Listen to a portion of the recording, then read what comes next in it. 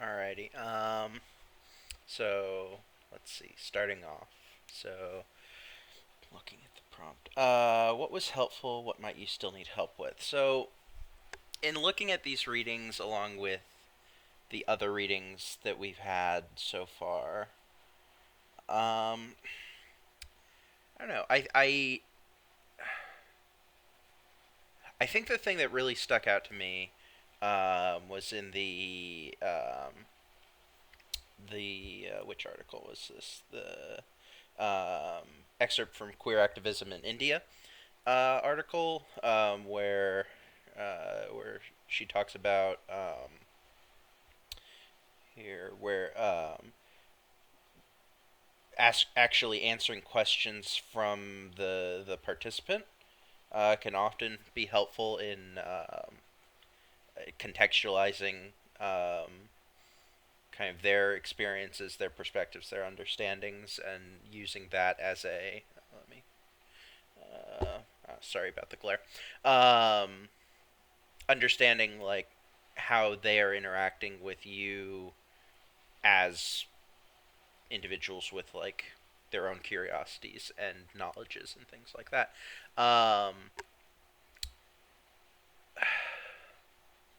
I guess that kind of goes to one of the things that is not concerning me, but like that I am thinking about in kind of preparing for this practicum, which is the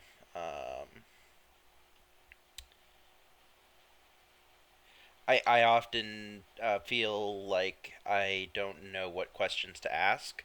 I do interviews with people for I in my other job outside of academia that I've done. I do conduct interviews, but these are basically like interrogation interviews. So not not the vibe I want to bring to this kind of experience.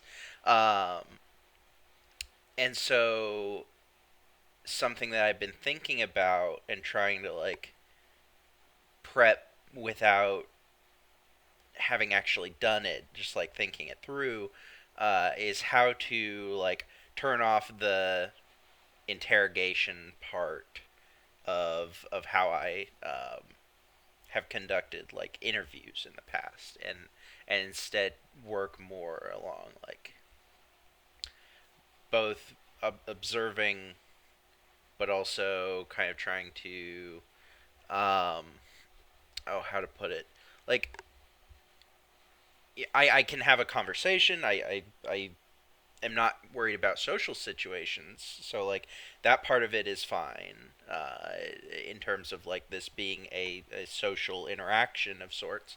But then doing that on top of also taking notes actively, on top of trying to be observant of not just like what's going on between myself and my classmate participant, but also like the surroundings. I know that like I for one don't really often do a good job of like looking at surroundings because I it's not something that I often value. So like things like clothes, decorations, things like that aren't necessarily like my go-to um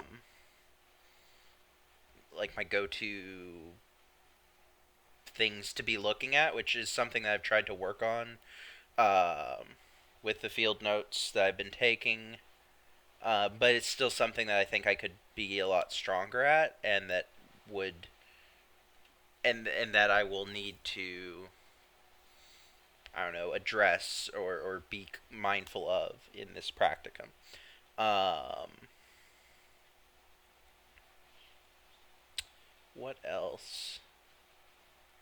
I mean, there's also the part of like thinking about like myself being observed, which I'm sure we'll talk about a bit more in class. But the like idea of we talked a bit about like how do you present yourself and like looking around my apartment right now, I won't turn the camera because it's a little embarrassing, but like I could stand to clean up some, but also like this is how I live and it's comfortable for me. So in terms of being like authentic or like showing an authentic um, part of like who I am as the person occupying this space, I'm thinking a little bit about that and how to balance that.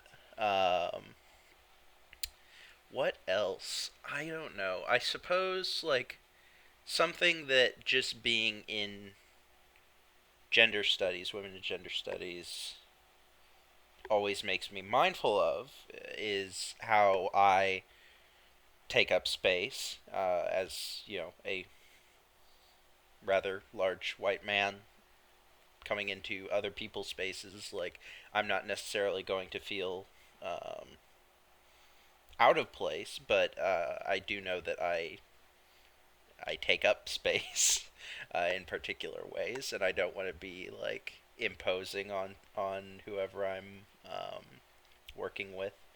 Um, and so that's not something that I don't know without having the experience, the practical like experience of doing a kind of like one on one or one on a few uh, uh, ethnographic observations. I don't know what that really will feel like, but I can imagine that it won't be absent from the interaction, and so that's something that I've been thinking a little bit about how to navigate that, and I don't think it'll be an issue or anything. I think we're all probably having similar kinds of anxieties or thoughts uh, about doing this, but it is something that's like come to mind, and yeah, it's not something that I've really seen um, come up exactly in the way that I'm thinking of it in the readings that we've done so far. Just in terms of like, because we've talked a lot about like disrupting the insider outsider dynamics, and but we haven't necessarily talked so much about when you're inhabiting the already presumed outsider or dynamic. I don't know how to put that exactly. But I mean, being someone who very much probably resembles the classical anthropologist, at least physically, I don't know how that necessarily is going to play out, but it is something that I've like kind of half thought of and tried to like contextualize, and I'm still working on that. And like I said, I think a fair amount of that is going to be just kind of something that I need to experience for the first time, I guess. Beyond that, anything else? What else does? Is there anything that I'm missing that was being? Um, I don't have any real thoughts or opinions on who I get paired up with. I'm happy to work with anyone. It seems seems like everyone's been very nice in this class so far.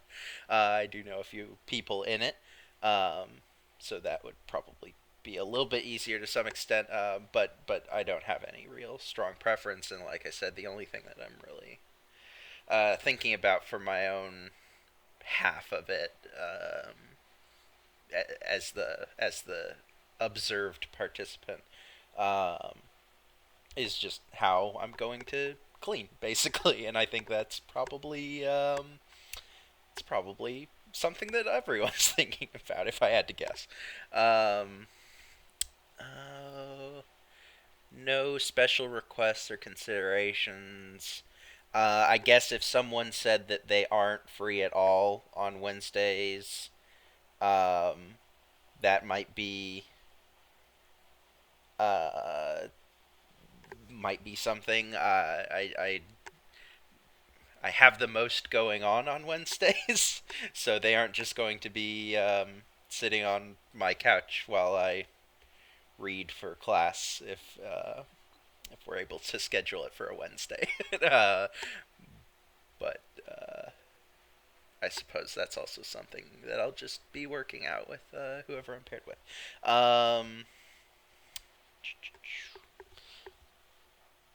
Beyond that, I don't.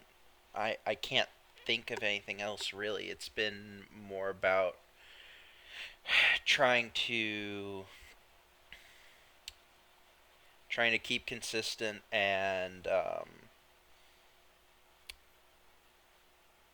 keep consistent with note taking and be more mindful of the things that aren't necessarily obvious to me, since like I do have a sense of some of the things that I don't um, uh, I'm not naturally inclined to picking up on.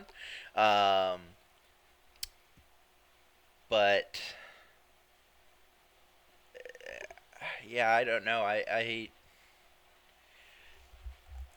know this is it is in and of itself a learning opportunity, but that's kind of why I'm looking at it as like a way to take what we've talked about, what we've read about, what I've experienced so far, and just see what happens in a live setting or in a more personal setting, I guess. Um, and thinking about my own positionality in that, uh, it probably comes across. I haven't come to a real conclusions on that, but I am trying to be prepared to do this in with the with kind of feminist ethos about it and avoid the kind of I mean, going back to what I was saying about doing like interrogation interviews. You're told not to ask leading questions and things like that, which I, I guess I haven't really seen how feminist ethnography feels about leading questions, but I suppose you have to direct conversation somehow, at least sometimes. But the